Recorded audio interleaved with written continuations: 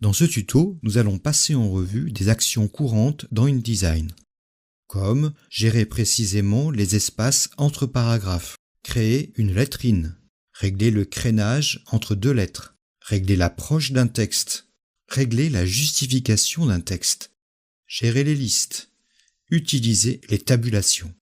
Dans InDesign, le document que je vais utiliser ressemble beaucoup à celui de l'exercice précédent. Si vous venez de faire cet exercice, vous pouvez garder le même fichier et passer à la page 2. Vous pouvez également, comme moi, repartir de zéro. Menu Fichier, Nouveau, Document. Nombre de pages, 4. Page en vis-à-vis. Format A4. Orientation, portrait. 3 colonnes. Je laisse les réglages par défaut pour la gouttière et les marges. OK. Menu Fichier enregistré. Je l'enregistre avec mes autres fichiers exercices et je le nomme 07 réglages. Je peux aussi l'enregistrer sur le bureau si je le souhaite. Je me rends sur la page 2 en utilisant le menu qui se trouve en bas à gauche de ma page. Je crée un nouveau bloc de texte dans la colonne de gauche que je remplis avec le texte de substitution. Je vais apprendre à gérer les paragraphes de mon texte. Pour visualiser les débuts et fins de paragraphes, j'ai besoin de voir les caractères masqués. Menu Texte, afficher les caractères masqués.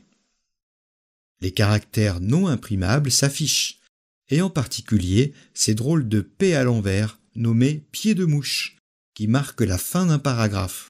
Pour être sûr que tous mes paragraphes sont séparés par le même espace, je vais appliquer un espace avant paragraphe.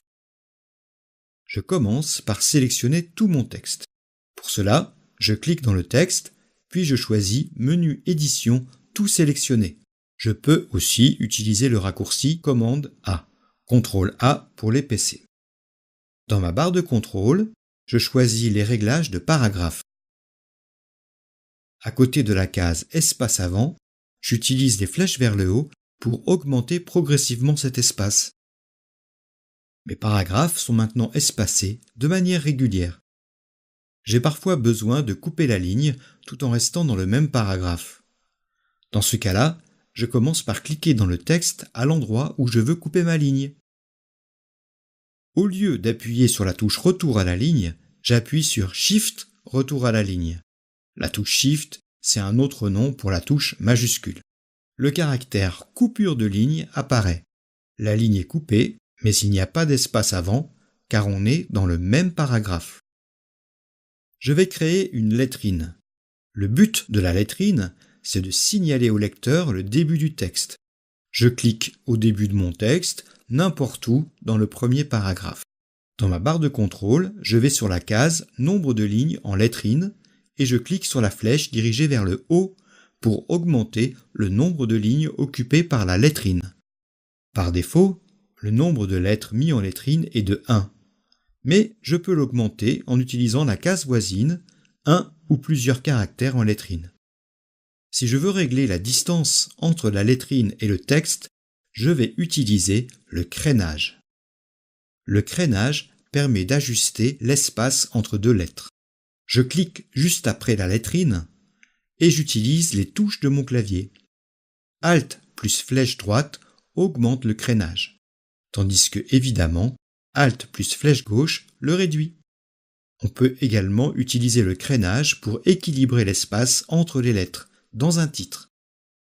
Je vais créer un bloc de texte dans la partie droite de ma page, qui va contenir un titre. Je tape le mot « titre ». J'augmente le corps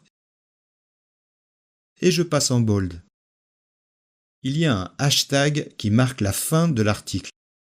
Je décide de ne plus afficher les caractères masqués.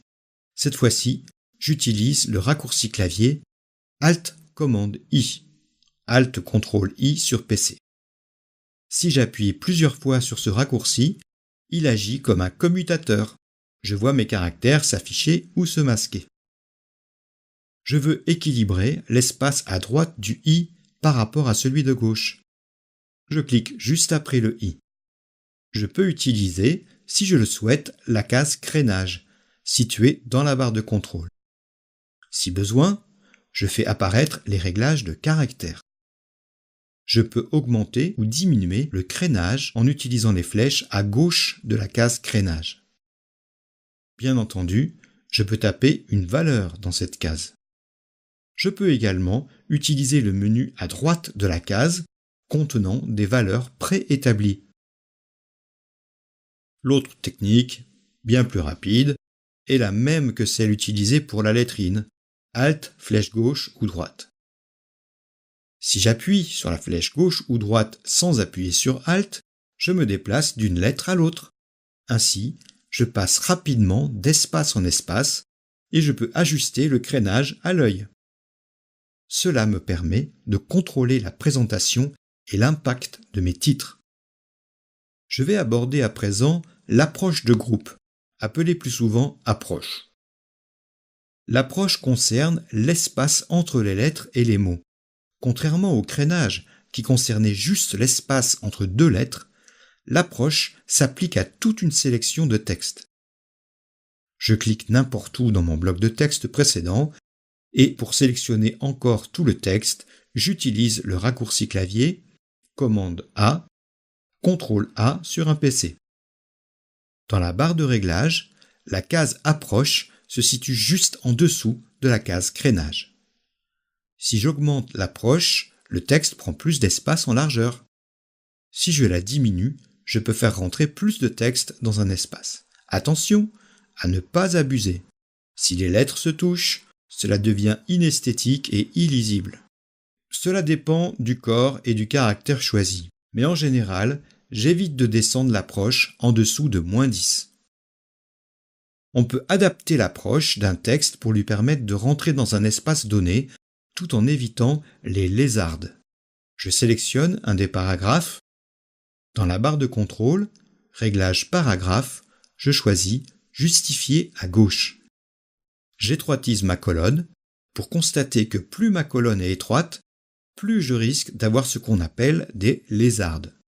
Qu'est-ce qu'une lézarde ? Pour le savoir, je plisse les yeux en regardant mon texte jusqu'à discerner mon texte comme un mur gris. Je vois que sur ce mur gris, il y a des traces verticales blanches qui lézardent ce mur. Ces espaces blancs apparaissent parce que InDesign s'efforce de faire tenir le texte en ligne de même taille, en jouant pour l'instant uniquement sur l'espace entre les mots.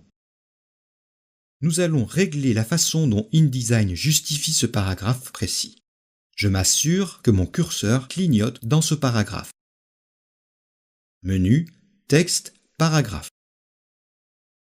Le panneau paragraphe apparaît. Dans le menu du panneau paragraphe, je choisis Justification. Dans la partie supérieure de ma fenêtre de dialogue, j'observe les réglages de justification horizontale sous forme de 3 colonnes. La colonne centrale, nommée Optimum, représente la valeur que InDesign cherche à utiliser en priorité. La colonne de gauche, nommée Minimum, est la valeur en dessous de laquelle InDesign ne va pas descendre. La colonne de droite, nommée Maximum, est la valeur au-dessus de laquelle InDesign ne va pas monter. La première ligne concerne l'espace entre les mots. Je comprends que InDesign se donne le droit de réduire cet espace jusqu'à 80% et de l'augmenter jusqu'à 133%. Je garde ce réglage. La ligne suivante concerne l'espace entre les lettres. Dans la case minimum, je choisis -3%. Pour me déplacer d'une case à l'autre, j'utilise la touche tabulation qui me fait passer à la case suivante. Dans la case maximum, je tape 3%. Je coche la case aperçue pour voir la différence. Les lézardes diminuent, mais si j'observe attentivement, je constate que certains mots sont plus ou moins interlettrés. Ce n'est pas très visible car nous sommes à 3%. Cela va dépendre de la police, de la taille du texte et de la largeur du bloc. Enfin, je peux décider de jouer sur la largeur des lettres. C'est le réglage à appliquer en dernier, car il déforme les caractères. Dans la case minimum, je choisis 97% et dans la case maximum, 103%. Je coche et décoche la case aperçue pour apprécier le résultat. Mon texte ne contient plus de lézardes. Je clique sur OK.